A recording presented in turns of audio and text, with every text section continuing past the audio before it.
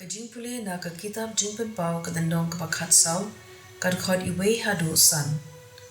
Te ngala yo I ha ka jingyo I pau junga ya ukun langron.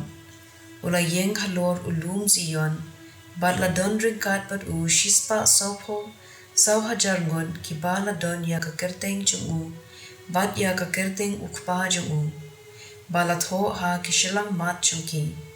Kala yo smo ya ka sur na peneng ka bas rim ya ka jingkir hu ki umba ne ya ka jingtir perthan ka bajam kata ka jing sawa pangala yo smo kala long kum ka sur jong ki nong tem dui tara ki batem yela ki dui tara.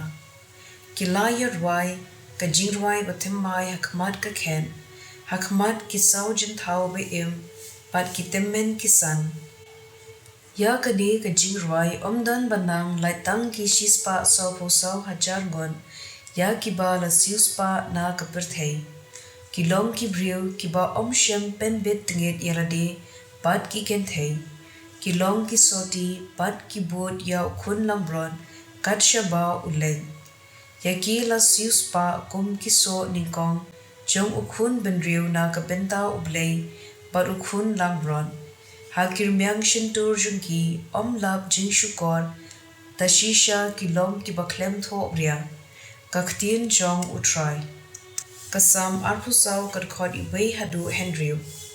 Ka kendo baro shitlub ka long ka jong utrai perthei bat ki basyong haka. Ula seng yaka halor ki duryao ula penskem yaka halor ki ka liulong.